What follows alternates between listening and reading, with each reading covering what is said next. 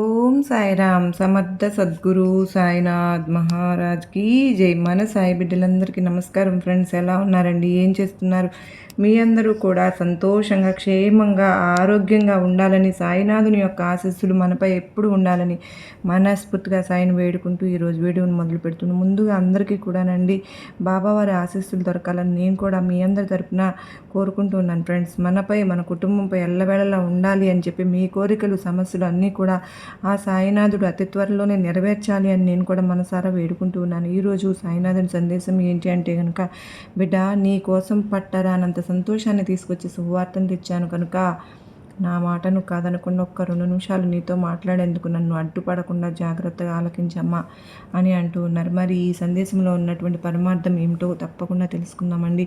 అంతకంటే ముందుగా మన ఛానల్ని కొత్తగా ఎవరైతే చూస్తూ ఉన్నారో ఛానల్ని సబ్స్క్రైబ్ చేసుకుని వీడియో కనుక మీకు నచ్చినట్లయితే లైక్ చేసి సపోర్ట్ చేయడం మాత్రం మర్చిపోవద్దు ఫ్రెండ్స్. మరి సాయినాథుని సందేశం మనం ఎప్పుడో ఎన్నో సమస్యలకు పరిష్కారం చూపుతుంది అని చాలామంది కామెంట్ సెక్షన్లో షేర్ చేస్తూ ఉన్నారు, ఫోన్స్ చేస్తూ ఉన్నారు. అంతగా బాబావారు ఆశీస్సులతో మీకు అంతా మంచి జరుగుతుంది అని మీ అందరూ చెప్తూ ఉన్నందుకు చాలా ధన్యవాదాలు ఫ్రెండ్స్. మరి ఏ సమస్య అయినా సరే కానీ శాశ్వతమైనటువంటి పరిష్కారాన్ని, మార్గాన్ని చూపించే మన సాయినాథుడు ఉండగా మనకు భయం ఎందుకు? బాబావారి నామాన్ని మనం ఎప్పుడు కూడా తలుచుకుంటూ ఉంటున్నాం కనుక సాయినాథుడే మన బరువులు, బాధ్యతలు ఆ బాబావారి మీద పెట్టి మనం నిశ్చింతగా ఉండాలి అని చెప్పే కదా మన సాయినాథుడు ఎప్పుడు చెప్తూ ఉన్నారు. అలాగే మీరందరూ కూడా బాబావారికి ఓం శ్రీ సాయిరామ్ అని చెప్పి కామెంట్ అయితే పెట్టి వీడియో చూడటం అయితే మొదలుపెట్టండి. నిజంగా అయితే నేను బిడ్డ నీ కోసం ఒక పట్టరానటువంటి సంతోషాన్ని ఇచ్చే శుభవార్త ఈరోజు ఈ సందేశం ద్వారా నీకు కొన్ని మాటలను చెప్పబోతూ ఉన్నాను కనుక దయచేసి ఈరోజు నీతో నన్ను మాట్లాడనివ్వు. తప్పకుండా నేను నీ కోసం కొన్ని ముఖ్యమైనటువంటి మాటలను చెప్పే తీరుతాను కనుక నాకు నువ్వు అడ్డుపడవద్దు. చూడమ్మా, ధైర్యాన్ని ఇవ్వకపోతే బాబా నాకు కనీసం ధైర్యాన్ని కూడా ఇవ్వడం లేదు అని అంటావు. అలాగే నీ సమస్య నెరవేరకపోతే బాబా కనీసం నా సమస్యను పట్టించుకోవడం లేదు అంటావు. కానీ సమస్యను తగినటువంటి పరిష్కారాన్ని చూపుతూ ఉంటే కాదు అంటావు. ధైర్యాన్ని ఇచ్చేటటువంటి మాటలను చెబుతూ ఉంటే తీసుకోలేవు. ఇలా అన్నిటినీ కూడా ఏదో ఒక అడ్డు చెప్తూ ఉంటే ఎలాగ చెప్పు? చూడు తల్లి, నీ గురించి నీకు తెలిసినంతగా మరెవరికీ తెలియదు. అలాగే నీ గురించి నాకు తెలిసినంతగా మరెవరికీ తెలియదు. అది నిజమా కాదా? నిన్నటి నుంచి నువ్వు ఒక పాఠాన్ని తెలుసుకోవాలి. గడిచిపోయినటువంటి గతం గురించి ఒక మంచి పాఠం అయితే నువ్వు నేర్చుకుని ఉంటావు కదా. కనుక నిన్న చేసినటువంటి తప్పులను మరలా చేయవద్దు. రేపటి గురించి కలలు కంటూ ఈ రోజును ఆనందిస్తూ ఉండు. కేవలం బ్రతికేస్తూ ఉన్నాను సరిపోతుందిలే అని చెప్పి అనుకుంటే నీ జీవితం వ్యర్థమైపోతుంది. కనుక నీవు రేపటి గురించి అంటే ఈరోజు ఏదో జరిగిపోయింది, నిన్న ఏదో జరిగిపోయింది, కనీసం రేపైనా కానీ నా జీవితం ఇలా ఉండకుండా మంచిగా ఆనందంగా ఉంటుందేమో అని కలలు కంటూ ఉండడంలో తప్పు కాదు. కనుక ఎక్కడ కూడా నిస్వార్థంగా కూడినటువంటి కోరికలు కానీ కలలు కానీ ఉంటాయో అక్కడ అఖండమైనటువంటి విజయం చాలా ఎక్కువగా ఉంటుంది. ఆత్మగౌరవం, ఆత్మనిగ్రహం, ఆత్మజ్ఞానం అనేటటువంటి ఈ 3 అంశాలే జీవితాన్ని ఉన్నత శిఖరాలను చేరుస్తాయి. కనుక సముద్రపు కెరటం నాకు ఆదర్శం అని అనుకో. అది లేచి పడుతూ ఉన్నందుకు కాదు, పడి మరలా లేస్తూ ఉన్నందుకు. అలాగే నీవు కూడా ఒక్కసారి పడిపోతూ ఉన్నప్పుడు ఇంతే నా జీవితం అని అనుకోవద్దు. మరలా లేచి ప్రయత్నిస్తూ ఉండాలి. అలాగే నీవు ఏ విధంగా అయితే ప్రయత్నాలు మొదలు పెడుతూ ఉంటావో అప్పుడు నీ ప్రయత్నానికి భగవంతుని యొక్క అనుగ్రహం కూడా తోడై ఉంటుంది. నీకు ఇంకా ఎక్కువ ఉన్నతమైనటువంటి శిఖరాలను నీ జీవితం వెళ్ళే విధంగా ఆనందంగా, అందంగా ఉంటుంది. జీవితం కనుక బాధ అనేది చాలా చెడ్డదని చెప్పి నాకు బాగా తెలుసు. నీకు వచ్చినటువంటి బాధ గురించి నాకు తెలుసు. బాధ ఎప్పుడు వచ్చినా సరే ఏడిపించి వెళ్తుందని అనుకుంటూ ఉంటారు కదా. కానీ నిజానికి ఒక బాధ వచ్చినా, సమస్య వచ్చినా అది మీ మంచికి అని తెలుసుకోలేకపోతూ ఉన్నారు. ఎందుకో తెలుసా? ఏ బాధ వచ్చినా, ఏ సమస్య వచ్చినా ఏదో ఒక గుణపాఠం మనకు నేర్పించే వెళ్తుంది. మరలా జీవితంలో ఇలా ఉండకూడదు అనేటటువంటి విషయాన్ని తప్పకుండా మనకు తెలియపరుస్తూ ఉంటుంది. కనుక మనం చేసినటువంటి తప్పుల కంటే కూడా చేయనటువంటి తప్పులకు మనల్ని తప్పుడు మనుషులుగా వేలెత్తి చూసే వాళ్ళు కూడా మన చుట్టూ ఎక్కువగానే ఉంటారు. వాళ్ళు మంచివాళ్ళు అని అనిపించుకోవడానికి ఎదుటివారిని ఎంత చెడ్డవానిగా చూపించడానికైనా వారు వెనకాడరు. కనుక నువ్వు ఒకరిని కీడు తలపెట్టాలని చూడొద్దు. కనుక నీకు కీడు చేసేవారు నీ పక్కనే ఉంటారని చెప్పి తెలుసుకో. అయితే ఇలా అంటావేమో, బాబా నేను ఎవరికైనా కీడు తలపెట్టానా ఏమిటి అని నువ్వు. ఎవ్వరికీ కూడా ఎటువంటి కీడు తలపెట్టలేదమ్మా. కాకపోతే నీ మంచి కోసం నేను ఒక మాట చెప్పాను అంతే. ఏం చేస్తున్నాను అని కాకుండా నేను ఎలా చేస్తున్నాను అని మాత్రమే ఆలోచించు. అలాగే అసలు నేను నా వంతుగా ఏదైనా ఒక ప్రయత్నాన్ని అయినా సరే కొనసాగిస్తున్నానా లేదా అనేది జాగ్రత్తగా ఆలోచించు. ఎన్నోసార్లు నువ్వు పడిపోతున్నందుకు నిరాశ చెందవద్దు. ఇన్నిసార్లు నేను పడిపోయాను అంటే తప్పకుండా నేను ఏదో కానీ తెలియనటువంటి విజయాన్ని అయితే తప్పకుండా అతి త్వరలోనే అందుకోబోతున్నానేమో అని మాత్రమే నీ మనసుకు నచ్చచెప్పుకో. జీవితంలో ఏది ఎప్పుడు రావాలో అప్పుడే వస్తుంది. ఏది ఎంతకాలం నీతో ఉండాలో అంతవరకే ఉంటుంది. ఏది ఎప్పుడు విడిచిపెట్టి వెళ్ళిపోవాలో అప్పుడు నువ్వు ఎంత అడ్డు పెట్టినా ఎంత అడ్డు చెప్పినా నీ దగ్గర ఉండదు, వెళ్ళిపోతుంది. ఇందులో దేన్ని కూడా నువ్వు ఆపలేవు. నీ చేతిలో ఉన్నది ఒక్కటే. ఉన్నంత వరకు నీతో ఉన్న వాటిని విలువ తెలుసుకుని నీతో సంతోషంగా జీవించటమే కనుక నీవు దేని గురించి కూడా ఆలోచించకు.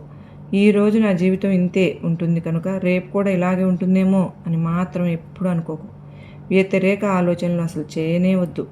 ఇకనైనా సరే కానీ జీవితంలో ఏది ముఖ్యమో దాని గురించి తెలుసుకో.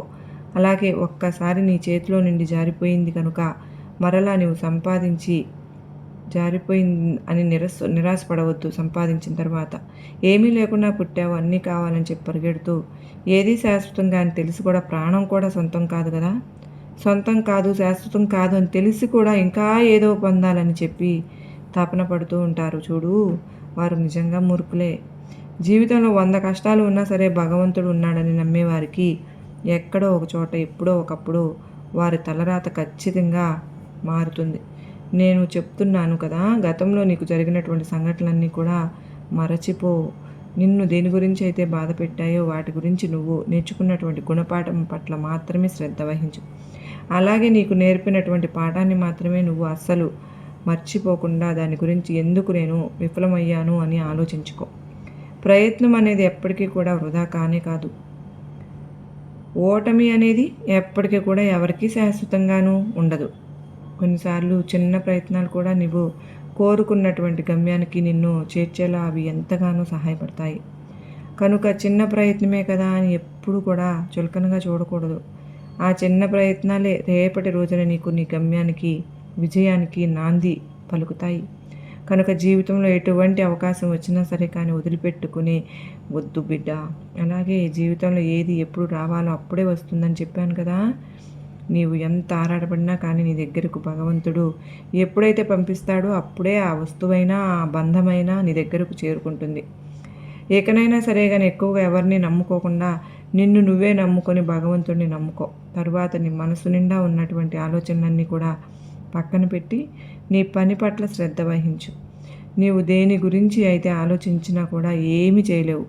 ముందుకు సాగిపోయేటటువంటి ఈ జీవితంలో ఈ నాటక చక్రంలో కేవలం నీవు పాత్రధారివి మాత్రమే. భగవంతుడు ఏమి చెబితే అలా నటించటమే మన కర్తవ్యం. ఈ రోజున ఈ సందేశం మీ అందరికీ కూడా తెలుసుకుంటారు కదా. నీ బంధం కూడా ఎప్పుడు నిజంగా నీతిగా ఉంటుంది కాబట్టే నీ నుండి దూరమైంది. అబద్ధం అనేది నమ్మేస్తూ నటిస్తూ దగ్గర ఎప్పుడు కూడా మోసం చేస్తూనే ఉంటుంది. అలాంటి వారిని గుర్తించకుండా నిజంగా నీతిగా ఉండేవారిని మాత్రం ఒంటరిగా చేసుకుని మీకు మీరే బాధపడుతూ ఉంటారు. వీరిని దూరం పెట్టేసి మీ మనసులను కూడా మీరు బాధించుకుంటూ ఉన్నారు చూడండి. తల్లి అమ్మ అయినా కూడా, తమ్ముడైనా అమ్మైనా చెల్లైనా సరే ఏదైనా సరే మన బంధమే కదా. కేవలం ఈ జన్మ మాత్రమే వారికి మనం రుణపడి ఉంటాం కనుక ఈ జన్మలో మనకు ఏ బంధం అయితే మనకు భగవంతుడు ప్రసాదిస్తాడో ఆ బంధాన్ని మనం ఎప్పుడూ కూడా దూరం చేసుకోకుండా జాగ్రత్తగా ఉన్న రోజులు సంతోషంగా వారితో గడపాలని అనవసరంగా మన మనసులను కనిపెట్టుకుని కష్టపెట్టుకుని వారిపై కక్ష సాధింపులను పెట్టడం వలన మనకు ఎప్పుడైనా జీవితంలో ఒంటరిగా మిగిలిపోయిన వారం అవుతాం.